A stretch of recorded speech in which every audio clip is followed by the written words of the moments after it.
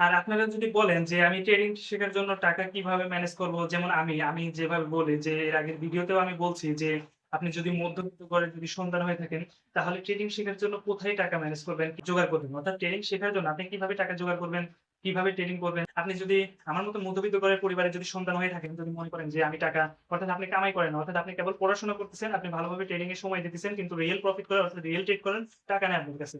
তো আপনি দেখা যায় এই ক্ষেত্রে দেখা যায় যে আপনি যদি মধ্যবিত্ত ঘরে পড়াশোনা করে থাকেন অর্থাৎ মধ্যবিত্ত ঘরের যদি ছেলে হয়ে থাকেন তাহলে অবশ্যই আপনি পড়াশোনার পাশাপাশি কিছু করতে হবে।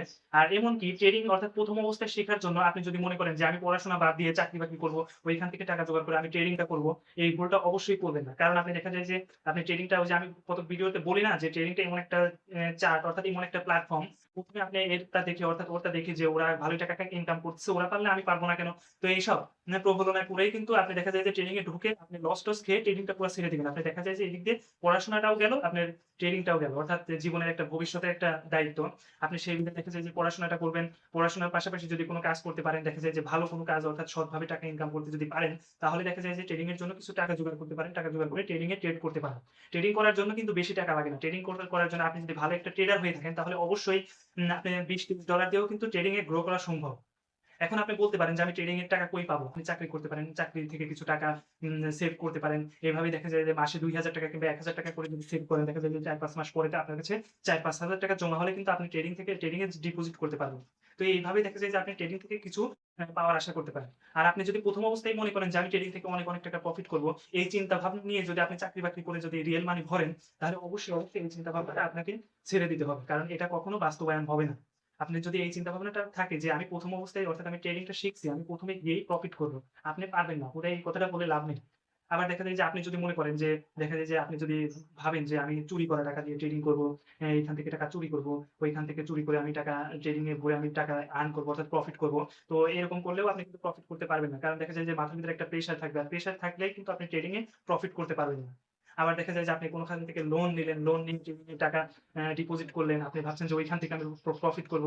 তো আপনি দেখা যায় যে এমন একটা মাথায় টেনশন থাকবে যে লোন নিছি আমি দেখা যায় যে ৳২০,০০০ আপনি লোন নিলেন। ৳১,০০,০০০ লোন নিলেন যে আমি এই টাকা দিয়ে ট্রেডিংটা শিখবো। এখান থেকে আমি প্রফিট করব। দেখা যায় যে আপনার মাথার ভিতরে একটা চিন্তা সবসময় থাকবে যে আমি এই টাকা যদি লস খাই তাহলে আমি লোনটা শোধ করব কিভাবে? আমার বাপ-মা জিজ্ঞেস করবে, আমার বাবা-মা জিজ্ঞেস করবে যে, "তুই টাকা কি করলি?" যদি এরা জানতে পারে যে আমি জুয়া খেলে টাকা নষ্ট করছি কিংবা ট্রেডিং খেলে টাকা নষ্ট করছি, তো আপনার বাপ-মারাও কিন্তু আপনার জুয়া বলে আপনাকে রাগ হ্যান-ত্যান করতে পারে। তো এক্ষেত্রে দেখা যায় যে আপনি লোন নিয়েও কিন্তু ট্রেডিংটা শিখতে পারবেন না। আবার আপনি দেখা যায় যে ধার দেনা করে ট্রেডিংটা শিখবেন, তাও আপনি ট্রেডিংটা শিখতে পারবেন না। আপনি আপনার বন্ধুদের থেকে ৫,০০০, ১০,০০০, ৳২০,০০০ ধার করলেন যে আমি ট্রেডিং এ ডিপোজিট করে প্রফিট করব। আপনি পারবেন না। দেখা যায় যে আপনার ওই একটা টেনশন থাকবে যে এই টাকা যদি আমার লস হয় তাহলে আমি কিভাবে আমার বন্ধুর আমি টাকা শোধ করব। এইসব চিন্তা ভাবনায় কিন্তু আপনি ট্রেডিং থেকে প্রফিট করতে পারবেন না। আপনি শুধু প্রফিট করতে পারবেন কোন টাকা দিয়ে? আপনি দেখা যায় যে একটা চাকরি করতেছেন কিংবা আপনার বাবার অনেক টাকা আছে। ওইখান থেকে যদি আপনি ১০, ১৫, ২০, ৳১,০০,০০০ যদি নষ্ট করেন, আপনার বাবার কিছু যায় আসে না। এমনকি আপনি চাকরি করতেছেন ওইখান থেকে যদি ১০, ২০,০০০ টাকা যদি লস হয় কিংবা প্রতি মাসে যদি আপনি ৳১০,০০০, ৳৫,০০০ লস করেন, এমন চাকরি করেন যে প্রতি মাসে যদি আপনি ৳৫,০০০, ৳১০,০০০ লস করেন, তো দেখা যায় যে আপনার কিছু যায় আসে না। তাহলে আপনি ওই টাকা দিয়ে ট্রেডিং করতে পারেন। আর মূলত ওইসব টাকা দিয়ে যদি আপনি ট্রেডিং করেন তাহলেই প্রফিট করার চিন্তাভাবনা করতে পারবেন। আপনি মূলত যে টাকার প্রতি আপনার কোনো আগ্রহ নাই, যে এই টাকা যদি আমার হারিয়ে যায় বা এই টাকা যদি আমার কোনো অবস্থায় দেখা যায় যে অ্যা হারিয়ে গেল, তো কোনো আফসোস নেই। এই টাকা যদি হারিয়েও যায় তাহলে কিন্তু আফসোস নেই। আপনি কিন্তু সেইসব টাকা দিয়েই প্রফিট করতে পারবেন। যে এই টাকার প্রতি কোনো ব্যাকগ্রাউন্ড টেনশন নেই। এমন দেখা যায় যে আপনার আব্বু-আম্মুর অনেক টাকা আছে। দেখা যায় যে আপনি যদি ওইখান থেকে ৳১০,০০০ যদি আপনার আব্বু-আম্মুকে ভালো করে বুঝাবেন যে ট্রেডিংটা এইরকম ট্রেডিং থেকে যদি ভালোভাবে সময় দেওয়া যায়, ট্রেডিং থেকে ভালোভাবে কিছু করলে প্রফিট করা যায়। তো এরকম ভালোভাবে বলে যদি আপনি আব্বু-আম্মুর কাছ থেকে যদি আপনার আব্বু-আম্মু স্ব-ইচ্ছায় যদি হেল্প করে যে ধরো টাকা নেওয়া আছে, তুমি ট্রেডিংটা শেখো। তো এরকম যদি স্ব-ইচ্ছায় যদি টাকা দেয়, এইসব টাকা দিয়ে আপনি যদি ট্রেডিং করেন, অবশ্যই। আর ট্রেডিং থেকে যদি মানি ম্যানেজমেন্ট করে যদি ট্রেডিংটা করেন, অবশ্যই আপনি ট্রেডিং থেকে ভালো কিছু পাওয়ার আশা করেন।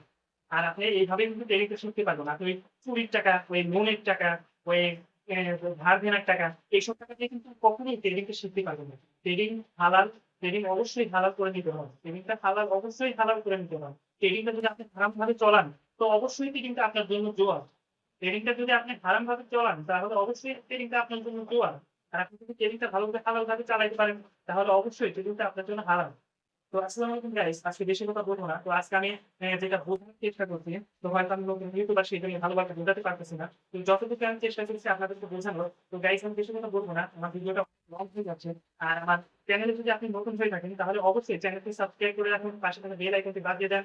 আর আপনার বন্ধুদের কাছে শেয়ার করুন যাতে আপনার বন্ধুরাও জানতে পারে কিংবা আপনার ফ্যামিলির কাছে শেয়ার করুন যাতে আপনার ফ্যামিলিও জানতে পারে যে ট্রেডিং থেকে কোথায় প্রফিট করবো, ট্রেডিং থেকে কোন টাকা দিয়ে প্রফিট করবো, ট্রেডিং এ প্রফিট করার জন্য অর্থাৎ ডিপোজিট করার জন্য কিভাবে আমি চাকরি করবো, কি করবো।